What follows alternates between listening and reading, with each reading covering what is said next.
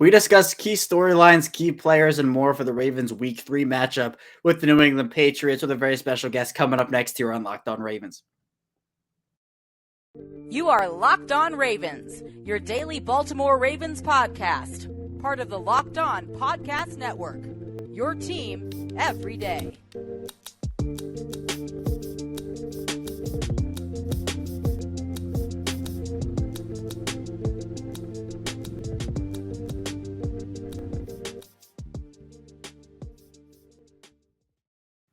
And we returned here with another episode of Locked On Ravens, your daily Baltimore Ravens podcast. I'm your host, Kevin Ostreicher of Ravens Wire. We're here on the Locked On Podcast Network, your team every day. Thank you so much for tuning in, making Locked On Ravens your first listen of the day. We're free and available on all platforms, including over on YouTube. And today we're going to be diving into our third crossover Thursday of the 2022 season with Mike Debate of Locked On Patriots as we talk about key matchups, key storylines, key players, and more in this Ravens Week 3 game with New England. In New England, they're traveling to Foxborough to play them. So without any further ado, let's dive into our conversation with Mike now.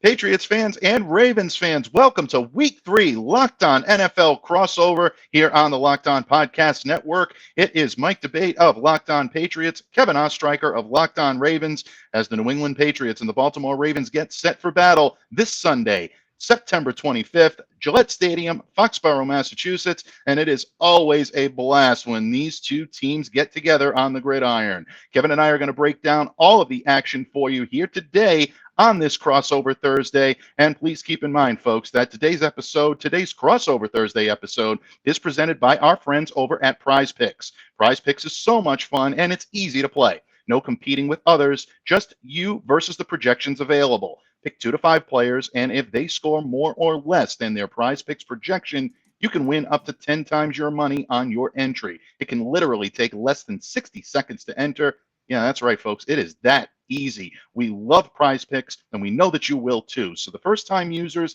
can receive a 100% instant deposit match up to $100 with the promo code Locked On. That's prizepicks.com, promo code Locked On. Pats fans and Ravens fans, once again, it is Locked On NFL crossover Thursday. Pats and Ravens ready to do battle in Week 3. I'm Mike Debate. I am the host of Locked On Patriots. And, of course, Ravens fans, you know this gentleman that is sharing the screen with me right now. He is the amazing Kevin Ostreicher, host of the Locked On Ravens podcast, good friend of mine, valued colleague. And, Kevin, it is always a blast when we get together for these crossovers, my friend. Yeah, I am so ready for this game, Mike. So ready to talk to you about this game. And you're right. These two teams, they always usually provide us with a good matchup. I think we're going to get another one of these good matchups on Sunday as Lamar Jackson and Mac Jones face off for the first time in their NFL careers. Absolutely, and this will be a definite classic. These two teams always seem to fight through some of the greatest adversity that you could think of, whether it be battling each other out on the field, whether it be coming back from playoff deficits. Sorry, Ravens fans, I just couldn't resist. Or the last time these two teams got together, the weather played a significant factor. This one's going to be in Foxborough, and we're definitely looking forward to that. But being the host team this week, Kevin, I want to throw the ball over to you first, and I wanted to get your idea on what is the biggest story right now in Ravens country in Baltimore heading into this matchup with the Patriots. Yeah, I think, and you can even go back to last year with this one, Mike, it's the health situation for the Ravens and just where they are at multiple different positions. Now, on Sunday in Week 2 against the Dolphins, they went through that incomprehensible collapse in the fourth quarter, 21 points blown. They were up 35-14, lose 42-38. Their secondary, the cupboard was bare. They had Marcus Peters out there who hadn't played in over 600 days. Taylor Armour-Davis, who was a rookie out of Alabama, his first real NFL action. And then Daryl Worley, who was called up off the practice squad. Marlon Humphrey was in and out of the game with a groin injury. Brandon Stevens, who was effectively the number 3 corner because Kyle Fuller tore his ACL in Week 1, was out for the game as well. So the secondary, hopefully they'll get some of those pieces back. Hopefully Humphrey will be healthy enough to play in this one. Brandon Stevens as well. And Marcus Peters will continue his ramp-up process. But that is one area to look at. The outside linebacker position, another one where the Ravens lose Stephen Means to a torn Achilles in Week 2 after losing Vince Spiegel to a torn Achilles, in the training camp portion of the offseason. You lost Tyus Bowser to a torn Achilles last year in week 18 against the Steelers, and they draft David Ojabo, who, you guessed it, had a torn Achilles in his pro day. So torn Achilles, the major storyline there.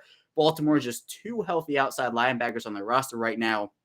Odafe Owe and Justin Houston. And a storyline from Wednesday's practice, Mike, is the fact that Lamar Jackson was wearing a little protective sleeve on his arm. And John Harbaugh talked a bit about it. Lamar Jackson, too. He's good to go for Sunday. Both Harbaugh and Jackson made that very clear. But there is a play that you can look at in the Miami game where he seems to hit his arm on a helmet or something of that nature. And it's just, as John Harbaugh called it, just some regular season injury where these things happen. It's football. You get banged up here and there, but it shouldn't impact the availability or the electricity that Jackson has showed so far throughout these first 2 games. He's number 1 in so many categories. He had a 75-yard rushing touch or 79-yard rushing touchdown last week alongside a 75-yard passing touchdown. Big playability from him.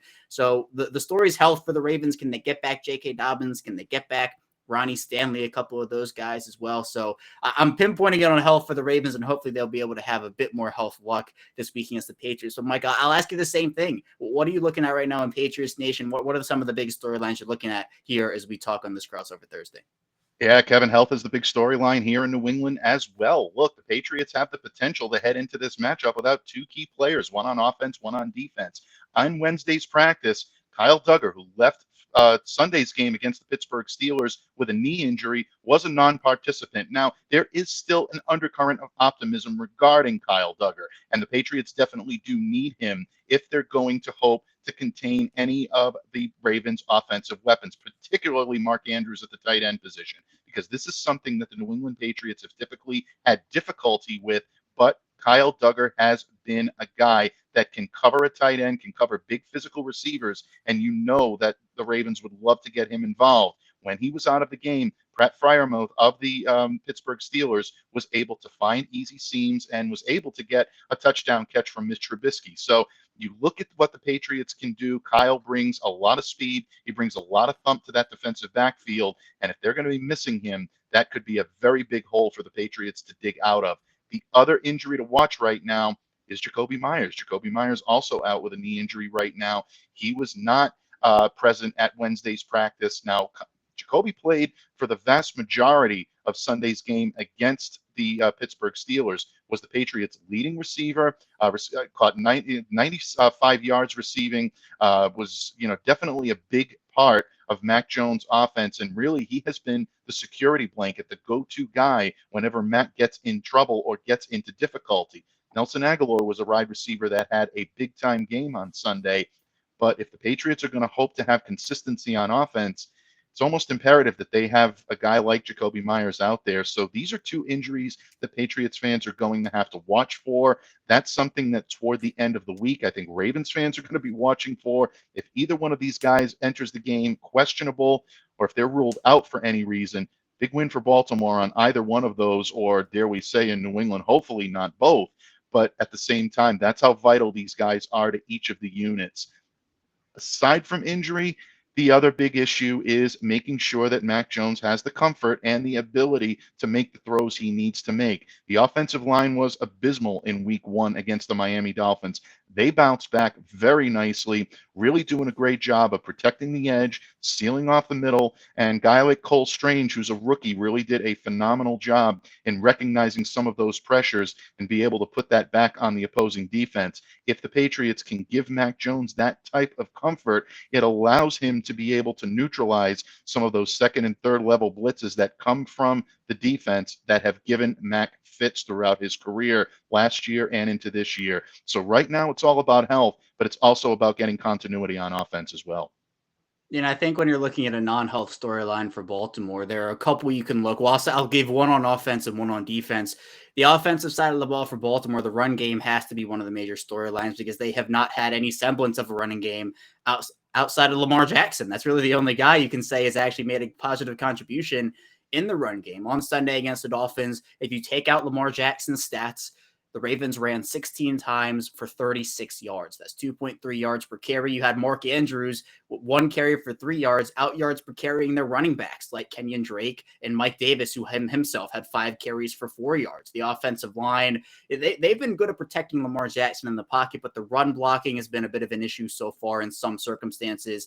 The running backs aren't seeing the field well either. There was a play where the Ravens wanted Kenyon Drake to go to the outside. They set up the play, so it goes to the outside. Kenyon Drake cuts the ball back inside, I think loses a couple yards. The Ravens are missing J.K. Dobbins. They're missing Gus Edwards. Those are 2 guys they've been missing since the beginning of last year when they both went out. Those 2 haven't played, just like Marcus Peters, in over 600 days for this team. Right. So last year they relied on Latavius Murray and Devonta Freeman and Le'Veon Bell. And this year it's more veterans and Mike Davis and Kenyon Drake and those guys. On defense, we saw miscommunication after miscommunication late in the fourth quarter against the Dolphins. And that's something the Ravens have to clean up. And again, it goes back to last season where the secondary injuries were a thing last year too. I mean, you go to the Cincinnati game the second time around, Joe Burrow threw for 525 on the secondary as one of their worst units in a long time. But in this game against Miami, they could not keep Tyreek Hill and Jalen Waddle in front of them. They got beat deep for 40 plus, 60 plus plays on multiple occasions. And part of it was because guys just weren't lining up in the right places. Assignments were blown here and there. You can't have that in the NFL, especially not consistently. And the Ravens are probably thanking their lucky stars they don't have to play Tyreek Hill and Jalen Waddle again this year because they posed all sorts of problems. The Patriots have their own bunch of wide receivers, but I think for the Ravens in their miscommunications, that's something they definitely have to get in check because even one miscommunication can cost you a football game if it's bad enough.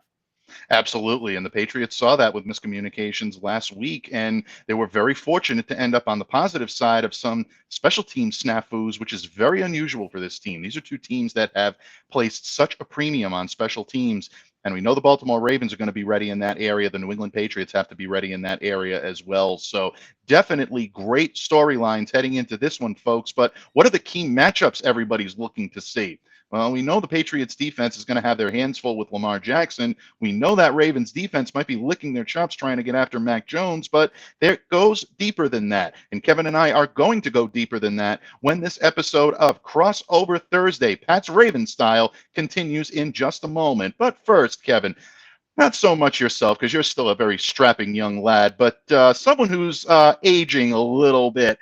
Like me, folks, I'm talking to you out there. Do you want more energy to counter the negative physical effects of aging? Well, Nugenix Total T testosterone booster with testofen will help you turn back the clock. It'll help you re-energize your workouts, get you better at results at the gym, and help you look better and feel like the man you really want to be. Nugenix Total T contains man-boosting key ingredients like testofen. It has been validated in 5 clinical studies shown to boost for free testosterone levels in men because Nugenix Total T boosts free testosterone that the aging process robs. You'll feel stronger, leaner, with more energy and more drive and more passion too. Nugenix Total T can help re-energize your life and help you get back to the powerful, confident, good-looking warrior you used to be. So right now, get a complimentary bottle of Nugenix Total T when you text NFL to 231-231.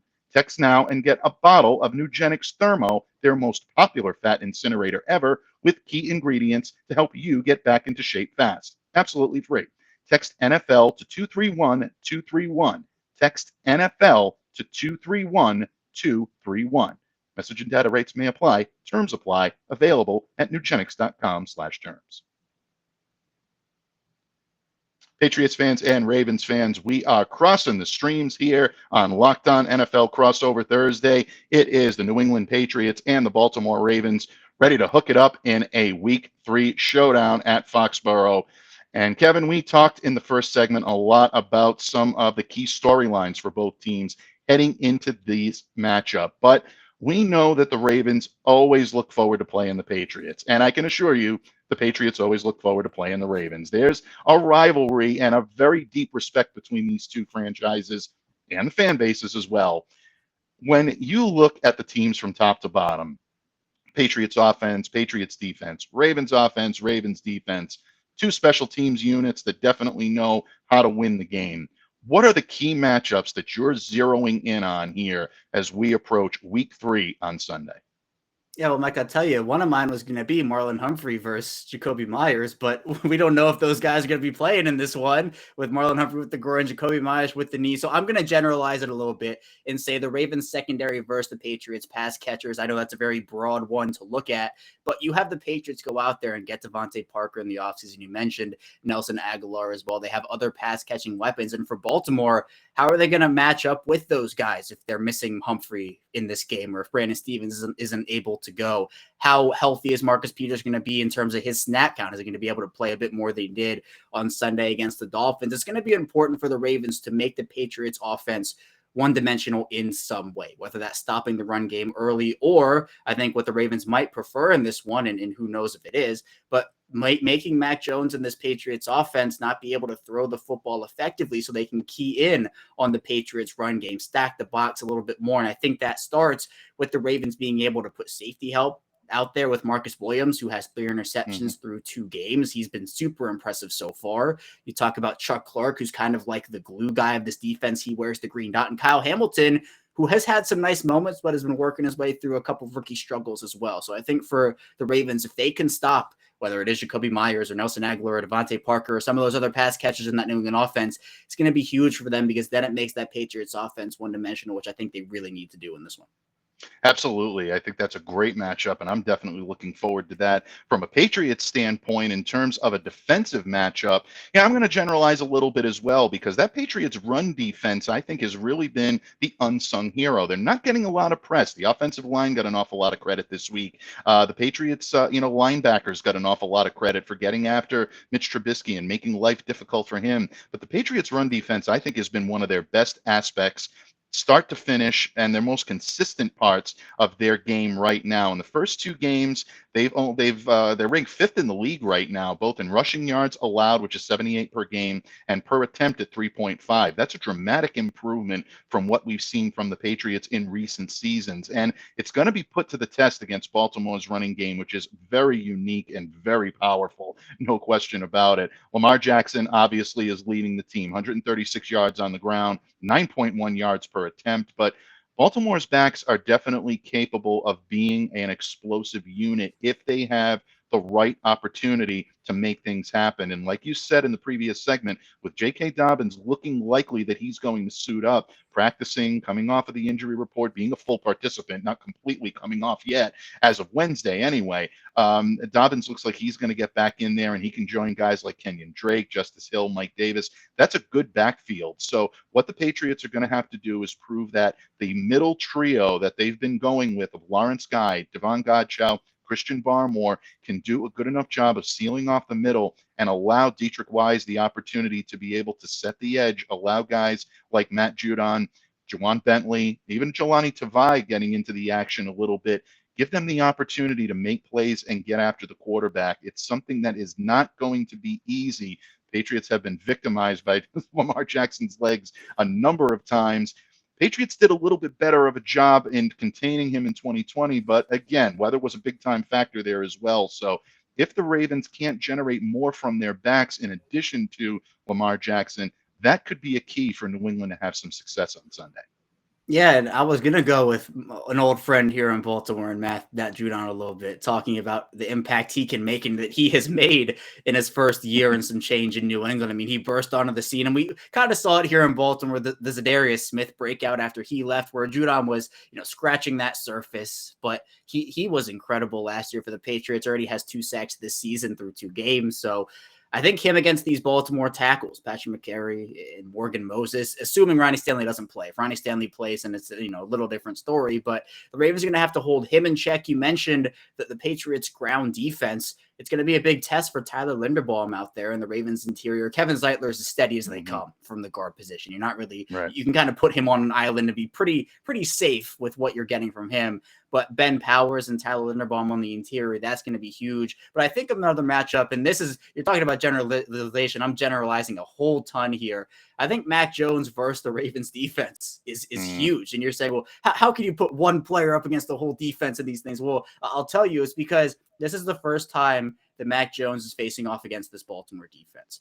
Now, we've seen and it's been a theme, and the Ravens do have a new defensive coordinator. I want to point that out. Don Martindale moves over for Mike McDonald in this circumstance. But the Ravens have had success historically, especially over these last couple of seasons, with younger, first, second, third year quarterbacks going up against their defense for the first time because of the looks they present at the line, confusing these young quarterbacks. We saw it on multiple occasions. Joe Burrow had arguably the worst game of his career during his rookie season against the Ravens defense. Justin Herbert last year entered the MVP conversation heading into Baltimore. He has a terrible game against the Ravens. You never really hear him again in that MVP conversation. Still had a good year, but was never in the MVP conversation. Even Tua in his first game against the Ravens defense struggled a little bit. Now, the second game, which happened on Sunday, we're not going to talk about that one. But for Mac Jones, it's going to be important for him to ID at the line, and it depends on how much Mike McDonald really does want to send these exotic looks at Mac Jones and this Patriots team. Because what the Ravens can do is they can put 8-9 guys in the box on a 3rd down and 10.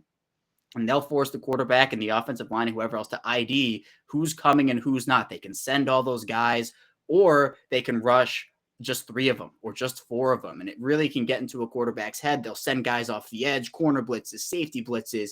And I think for Mac Jones, it's going to be super important to just stay calm, cool, and collected against this Ravens defense. If he wants to have a chance to, what he wants to do is pick him apart. What the Ravens want to do is pick Mac Jones apart. So that's why I'm saying that for a defense that does have veterans such as Calais Campbell on it and Marlon Humphrey and all these other players, it's going to be important for Mac Jones to, I think, be able to ID these guys at the line and make sure he's confident in who's coming and who's not. Because if he's surprised on one of these plays and he's hurried into a throw, if Marlon Humphrey's able to play, Marcus Peters has made countless quarterbacks pay for bad decisions. I think that it's going to be important for the Ravens defense to get in Mac Jones' head early and make sure that he's not comfortable throughout the entire game.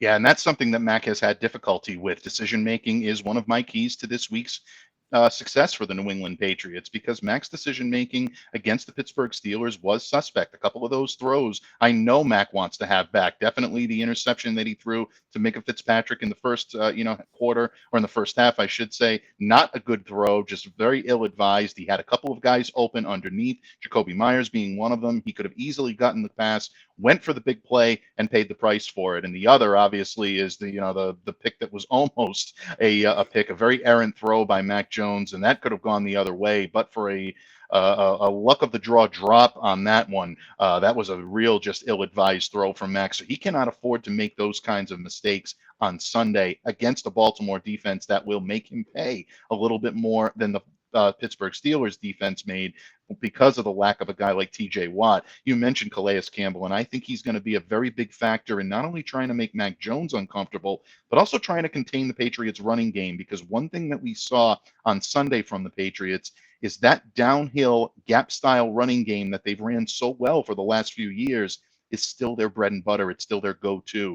As much as we hear about the Patriots trying to incorporate outside zone run into their offense, they did a very good job when bringing back that gap, that downhill style. And I think the Patriots are going to try to do that on Sunday in order to catch the Baltimore defensive front maybe a little bit off guard. Now, that's going to be a difficult task because there are great players in that defensive front for Baltimore. Patrick Queen, Josh Bynes, obviously, they do a good job of filling holes inside. Patriots tandem of Damian Harris and Ramondre Stevenson are going to try to challenge these guys without any question. That's where you're going to want to see who's going to have the chess match advantage. Is it going to be Baltimore being able to contain the run, or are the Patriots going to be able to run and extend long clock-killing drives? They did it against Pittsburgh on Sunday. That's what they'd like to do. Going to be a tougher task coming up on Sunday against the Baltimore Ravens. Yeah, and it's important for Baltimore also to be able to convert in their third and short and even fourth and short situations. One of my keys to last week's game was, hey, you get yourself in a second and short, that's an easy, 2 yards. You can have 2 or 3 plays or 1 yard, but they went 3 of 10 on third down, 1 of 3 on fourth down. The 2 fourth down plays were on 4th and 1. One was at the Miami 1 yard line. There was a bad exchange between Jackson and Tyler Linderbaum, and the Dolphins got the ball back. No points scored on that drive. The other one came late in the game, right around the Miami 40-yard line with the Ravens. I believe they were up 2 scores, maybe. I can't remember the exact. I'm trying to block that game out of my mind. But I think that what you have is a team that you're just 1 or 2 yards away from really sealing this game or winning that game against Miami. So if you're in that situation against the Patriots, Lamar Jackson, for as good as he is in so many different aspects, he's not been able to get down the quarterback sneak aspect of things. So maybe you just rip Mhm. out that page of the playbook, you burn it, you throw it into the abyss, and you do something else. The Ravens picked up a first down on a short situation with a Mark Andrews sneak. So maybe you just put Mark Andrews in there and let the tight end run the football, but you have to convert on those third and short situations because it's hard to convert. You get yourself into a 2nd and 10 and you're then, you go into a 3rd and 7, and that's a lot harder than a 3rd and 1. But even so, Baltimore wasn't able to convert on those. So against the Patriots defense, it has a ton of talent. You don't want to get yourself into those holes again and then force yourself to maybe get into a 4th down situation a little too far back in your territory that you're not really comfortable going in it. So I think, Baltimore has to be able to convert on those short situations. Absolutely, without question. And folks, we've almost arrived at that time. It's prediction time here on Locked On Crossover Thursday. Patriots, Ravens, who you got? We're going to tell you who we got in just a moment when this crossover episode of the Locked On Podcast Network continues. But first, Kevin, please tell our good friends all about our good friends over at betonline.net.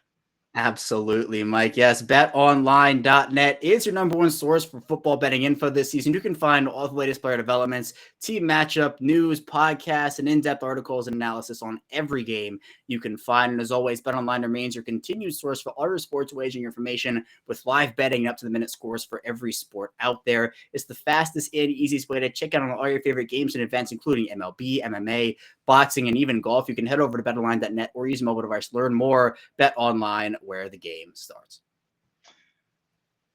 Patriots fans, Ravens fans, it is that time. We've told you all of the key matchups. We've told you all of the key stories we're watching heading into Sunday's game.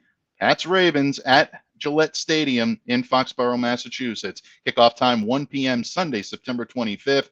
And Kevin, I will throw that over to you. We've talked about the strengths and weaknesses of both teams. I think this is going to be an evenly matched game. I think this is going to be a hotly contested game. But how do you see this one playing out over in New England? Yeah, this one I think is going to be another good game and a close one. At that, I think when you're looking at both teams and what the Ravens in particular, I'll talk from their side and their perspective, what they went through on Sunday against the Dolphins, that's something that will probably keep some of the players and coaches up for months just because of how embarrassing, flat out embarrassing it was for them to blow that lead and just to have it go the way it did. Now, I do think that with Mac Jones, and you mentioned some of the decision making that he's had in terms of some good, some not so good decisions that he's made so far. I think that Baltimore can get him into situations, especially if they're able to generate pressure. Pressure is going to be huge for them. It's been a mixed bag. Week 1, they were all over the place with pressure in a good way. You had Justin Madubuike, Michael Pierce, Calais Campbell, Justin Houston, and all these guys constantly pressuring Joe Flacco. He had no space to do anything. Then in week 2 against the Dolphins, it's a different story. Tua has all day to throw for most of the game. So they're going to have to be able to take advantage of maybe some Patriots offensive line right now and get to Mac Jones. If they can do that, force him out of the pocket a little bit, speed his internal clock up, his decision-making clock up, I think that will be the X factor in this game. And as I always say with a close game, if it comes down to a field goal, I'm always taking Justin Tucker in that situation. I can't not do it. So if we're talking about an actual score prediction, I think it'll be in the middle in terms of high scoring versus low scoring. I'm going to say the Ravens win this one 27-24 on a field goal by Justin Tucker. Excellent. And always good insight, Kevin. And my insight is very similar to yours. I think this is going to be very hotly contested. I think it's really going to come down to whether or not the Patriots offensive line can provide Mac Jones the time he needs to make what his throws need to be, which is short, accurate, right on the money, put it only where the receiver can get it, and where not only the receiver can get it, but also where they can do something with it and get yards after the catch. We've seen seedlings over the course of the last couple of weeks, mostly against the Pittsburgh Steelers, that the Patriots do have a little bit of deep ball in their arsenal. So I think the Patriots might test that a little bit, but ultimately I think where they win this game is the surefire passes in the middle of the field, which means tight ends have to get involved. Hunter Henry, Jonnu Smith have to get quick catches early, especially if either Jacoby Myers is out for this game or if he's going to be hampered by a knee injury and he's not going to be at 100%. Patriots need to compensate for that. We know the Ravens defense is going to be licking their chops, trying to keep Mac Jones away from making the big play, force him into bad decisions, and then try to pick the ball off. And if that happens, it's going to be a very long day for the Patriots in Foxborough. but I like what I've seen from the offensive line, and I think they're going to continue that on Sunday. Defensively, again, it's going to be about not trying to stop Lamar Jackson. You and I both know it is not a smart idea to blitz the guy. He does a great job of being able to work through it. Ask the Miami Dolphins, they'll tell you. So, it's not something where you want to go ahead and cause him difficulty. You want to be able to try to marginally disrupt what he does well. And if it's the Patriots, you want to try to stop that run game. I think this is going to be a nail biter. Probably going with my heart a little more than my head on this. I'll go with the Patriots 20-17, but this is going to be a tough game for the New England Patriots. And I tell you, it's tough to root against Lamar Jackson because he is the most fun player to watch in all of the NFL. And I say that without hesitation. But we're hoping that maybe he just has a little less than normal on Sunday to pull out the win here in New England. Yeah, and I think regardless of who wins and who loses, I think with these close ones, especially on the Ravens side, they know how to make a game entertaining. I'll tell you that much. So I think we're in for a good game. And Mike, I know that, look, we're not in elimination right now. If either team loses this game, they're not eliminated from the playoffs. But I think, and I talked about this last week with Kyle Krabs of Locked On Dolphins, I'm sure that you and Patriots fans have the same sentiment about the Steelers game and that win that you guys picked up.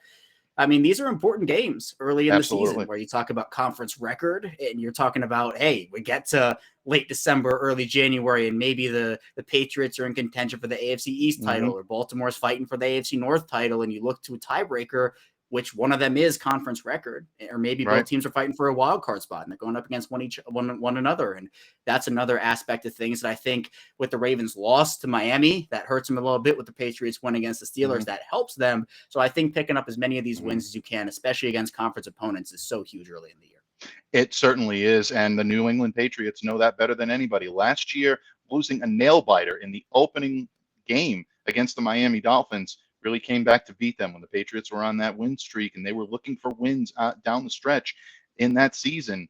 That could have made the difference between maybe, giving them a little bit more of a boost at the end of the season when they started to sputter. So always tough, always a great matchup. And I, for one, cannot wait for this matchup on Sunday. Again, folks, kickoff starts 1 p.m. Gillette Stadium, Foxborough, Massachusetts, Sunday, September 25th, Baltimore Ravens, New England Patriots. You got to love it. It's all NFL football, and we are so glad to have it back. Kevin, it's always my honor, always my privilege to share the microphone with you on these crossovers. I hope the Patriots fans were able to get the insight that they need. I have no doubt that they did on the Baltimore Ravens. As far as Ravens fans go, I hope I was able to drop a little bit of wisdom and counsel when it came to the New England Patriots. But, folks, we appreciate you taking time out and making all of us here at the Locked On Podcast Network your first listen every day. And Ravens fans, Patriots fans, now that you've made your respective podcast your first listen every day, now make your second listen the Peacock and Williamson NFL show. Brian Peacock and former NFL scout Matt Williamson give you the expert analysis in less than 30 minutes. It's free and available wherever you get your podcasts. On behalf of the great Kevin Ostreicher, host of the Locked On Ravens podcast, I'm Mike DeBate, host of Locked On Patriots. Stay safe, stay well, be the change you wish to see in the world. Have a great day, everyone. A big thanks to Mike for hopping on, talking Ravens and Patriots with me. Always great talking with him. And this is going to be, I think, another one of those good games. Hopefully the Ravens will come out on the winning side of this one as opposed to week 2. But there's a lot to dive into remaining here for the rest of the week. Coming up on Friday for Locked On Ravens, we'll be doing a full game preview. So thank you so much for listening here today to Locked On Ravens. If you do want to support the channel, support the show, be sure to subscribe on YouTube, like this video, follow along in audio form as well, anywhere you get your podcasts, so Apple Podcasts, Google Podcasts, Spotify, etc. Be sure to follow me on Twitter as well at ChaosStruggle34 and the Locked On Ravens account at Locked On Ravens. But that's all I have for you here today on Locked On Ravens. Again, thank you so much for tuning in today. Let me get back here tomorrow. We'll be diving into more Ravens content, rounding out our week. So be sure to stay tuned for that, and I will see you right back here tomorrow.